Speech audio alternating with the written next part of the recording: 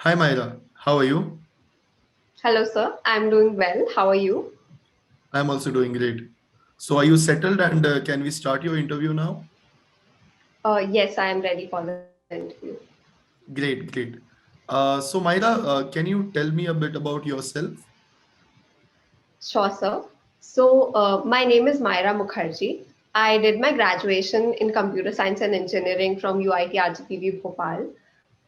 During my college, I volunteered in a non-profit organization called Make a Difference for 2 years, of which one of the year I was a city manager at Bhopal. My role was spread over several domains, including recruitment of volunteers, training them, raising funds, and making sure that all the operations in the city are running efficiently. During this tenure, I was also selected for the role of sponsorship and logistics lead for a 3-day camp for 150 people. I led a team of 7 people, and eventually we were able to raise funds of about rupees 2 lakhs in cash and kind. Being able to raise these funds in a city like Bhopal, especially which doesn't have many startups, was a challenge, and this was a really enriching experience in my college years. I was also a full time software development intern at Oracle Financial Software Services in Mumbai for 2 months. I worked on building banking technology for Africa based banks using different kinds of technologies like Java, REST API, HTML, Node.js, etc. I had also interned as a content writer at a newspaper called The Optimist Citizen. And yeah, my hobbies are reading books and doing digital illustrations. Okay, okay. Um, so, you mentioned that you have done your engineering, right? Yes, I've done my engineering in computer science. All right. So, why MBA right after engineering? Why MBA? During my engineering, I had volunteered, as I told you previously, that I had volunteered in an organization, Make a Difference, for 2 years. And this is a national organization which works towards children in the shelter homes across India. The myriad roles and responsibilities that I took in this organization has had a profound impact on my personal development. Along with that, it also guided me towards understanding my career goals, and I learned that I found it really enjoyable to work on strategies for any solutions which require unstructured or creative thinking. Moreover, roles like city manager and sponsorship logistics lead for a city camp in MAD attracted me towards the managerial aspects of various tasks. And hence, I think in the future, I would like to utilize my skills by working as a manager and developing strategies for various organizations. And I think MBA would fit in perfectly in this career path. Great. All right, Myra. So, uh, all of us know that the past 1.5 year has been a really difficult time for all of us, as for all of the human race, actually. So, do you think the knowledge gained through virtual learning, which we all have shifted to now, will it be equivalent to that of a regular program? So I completely agree that the last year has been especially difficult for all of us. But the way that people and different corporates have switched over to a virtual mode flawlessly has been, incredibly inspiring uh, to just imagine that we can, move from A to Z in such a short duration of time. So I think we can learn a lot through that. And yeah, so many corporates also reduced their costs a lot and figured out new ways to work virtually in a team. I think that the knowledge has still remained very enriching even in the virtual mode. All right. So, let us talk a little about your academics. Uh, so, you're an engineer and a computer science engineer at that. What was your favorite subject during engineering? So my favorite subject was operating systems. Operating systems. All right. Can you talk a little more about the subject? Yes, sir, sure. So, the subject discusses the interface between software and hardware of any device, and it also talks about the various processes that occur at this particular interface, like memory management, process management, file handling, handling input and output devices or peripheral devices. So, yeah, it basically helps in information exchange between the hardware and the software of different devices. All right. Myra, can you state the dining philosopher's problem? Sure, sir. So the dining philosopher problem is basically a synchronization problem, which helps us understand how concurrent processes can be, if we have a common process going, we have different different processes looking for the same input or output device, how we can synchronize all these processes.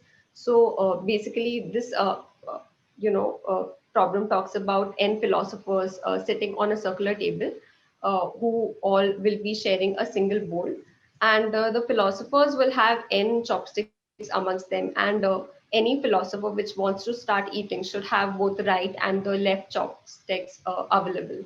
So if not, the philosopher continues to think. So yeah, this is the dining philosopher's problem. All right. And can you tell me what a RAID is? Yes, sir. So the full form of RAID is redundant array of inexpensive disks. It uses multiple disks for data storage instead of just one, in order to increase the reliability and the performance as well. So this takes care of data in case there's any disk failure, and yeah, it basically spreads the data across various disks, which does create redundancy and provides a safer way to use and store data. Okay. So I see you have a good knowledge about all the subjects that you have studied in your undergraduation. Um, can you write a program in any language, to print maybe say a reverse star pyramid? Sure. So is it okay if I write it in Java? Yeah, no issues. It's all up to you. Okay. So should I write it on the chat? Yeah, that will work Yeah, perfectly go fine. ahead. Great.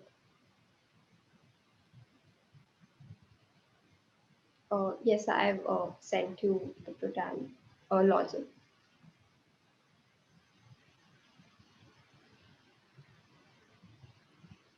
Okay.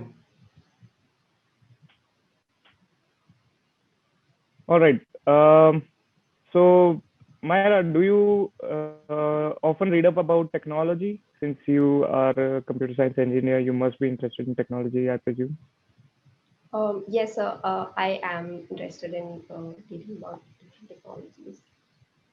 Okay. So, any interesting technology that you have recently come across? So, if I talk about the last year, there was a specific budget was allotted specifically to quantum computing, and I think this is one of the technology that has a lot of path to work on, and we can um, bring substantial differences in the scientific community using this technology. So I think that is one technology which I can remember right now. All right. That's an interesting one. Okay. So, Myra, I'll give you a simple problem. You Sure. can use a pen and paper for this. I just want you to estimate the number of people in Bhopal who own a mobile phone. So can I take a minute for this question? Sure, sure. Okay, thank you.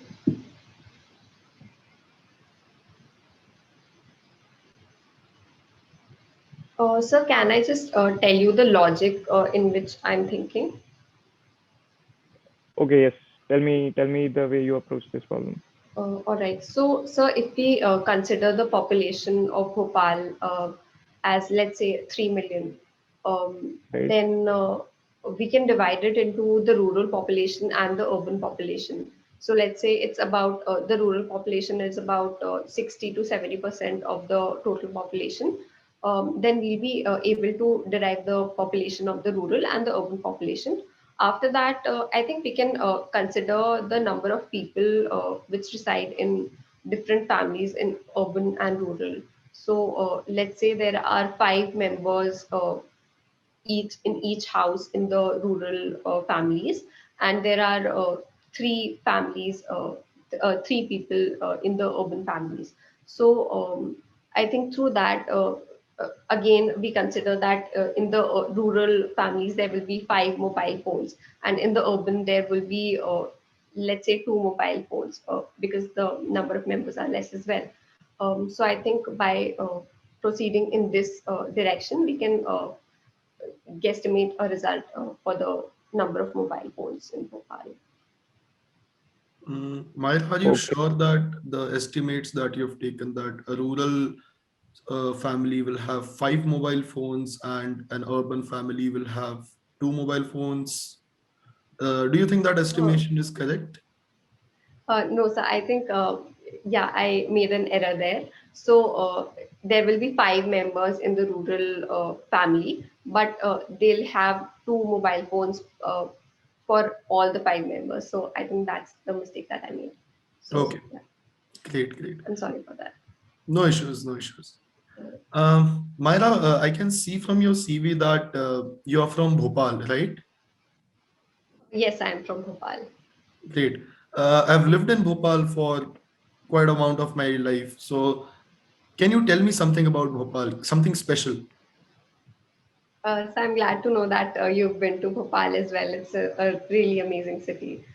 So talking about what's special about Bhopal, I'd say that it has a beautiful spectrum of different cultures, which comes from a long history, which belongs to Bhopal, and the city is divided into the old Bhopal and new Bhopal, and it brings together two communities beautifully. So that's one thing that it's for me is very special about Bhopal. Apart from that, the city has a lot of lakes, and which is why it has also been named the City of Lakes. Apart from that, yeah, it also has various delicacies, and you can relish many kinds of foods there. So I think that's one of the good thing about Bhopal as well. All right. So, as Bhopal is called the city of lakes, do you know how many lakes are there in Bhopal? So is it all right if I take a guess? You're from Bhopal, you should know this. Yes, I think there are around 19 lakes in Bhopal, but a lot of them have dried up in the past few years. But yeah, there used to be 19 lakes. Okay. And can you name some of the major lakes in Bhopal? Sure, sir. So one of the major lakes is Upper Lake. It's also called the Bhojtal Lake. And then there's Lower Lake and Shapura Lake as well. So these three are the major ones All that right. come. There is one more speciality about Bhopal that you are forgetting. It's about a building. Building.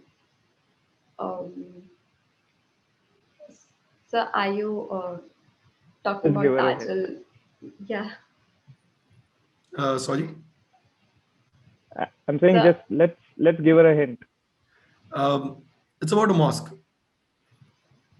yes, sir. It has the largest mosque, I think, in Asia. So That's that's great. also That's one great. of the special. Exactly. Okay. Tajul Masjid is the name. Yes. Yes. Yes. Um, so Myra, the last year has been full of lockdown for the whole world and for India also. And our government has taken many decisions during this lockdown. So, what is your stance on the decisions that are being taken by the government during this period? So I think the early on decisions taken by the government, such as suspending the international flights, swift implementation of the lockdown and division of various zones, the quarantine protocol. Um, these were some amazing decisions, and they kept the initial trajectory of India on track. Although, because the lockdown was imposed without any prior intimation, it did create a lot of issues, especially to different startups, MSMEs, and the unorganized sector and migrant workers as well. And this had been in the news quite a lot. So I think that was one of the drawbacks. Apart from that, the lockdown implemented in India was really thorough, but and even when the lockdown was lifted, the rise in COVID cases was much less as compared to the other countries. And as we if we take the example of Australia, it even after opening completely, it had to go into lockdown again because of the increase in the cases. But that didn't happen in India, and I think the government, very gracefully opened the lockdown. So uh, these are some of my views. And even if we talk about the current, vaccination in India, one of the largest, most one. It's one amongst the many countries where most people have been vaccinated. So yeah. Okay. I think so. I'm done. Sir, do you have any questions for her? No, even I think I'm done here. So Myra, do you have any questions for us? No, sir. I think I'm good. Okay. So all the best, and you can leave the meeting now. All right. Thank you so much, sir. It was nice talking to you. Thank you, Myra. Hello everyone. So what you saw right now was my past year's interview experience in the CAP round. I hope you learned something through it and also gained some tips. As I mentioned earlier that I'm a fresher and a computer science graduate, my interview primarily revolved around my academics and current affairs. So I would suggest any person, especially a fresher, to go through their acads thoroughly and also form opinions and thoughts on the things going on around them. Also, during the interview, you might have noticed that her answer to the why MBA question was a bit long. Try to keep your answers short, crisp, and precise so that the interviewer does not have to interrupt you during your answer and does not get bored too easily. One input from my side would be that the confidence level would have been a little higher, but the content to all of our answers was really good. You might have noticed in the middle of the interview, the interviewer cross-questioned her and she realized that she had committed a mistake. And then and there, she admitted to her mistake, which is not such a bad thing in an interview. Rather than beating around the bush, you must resort to admitting to your mistake, because that shows that you are a genuine person who is willing to learn. Additionally, if you do not know the answer to any questions, you can admit to that as well. So that's all from our side. All the best for your CAP interviews. Good luck from IIM Udaipur. Thank you.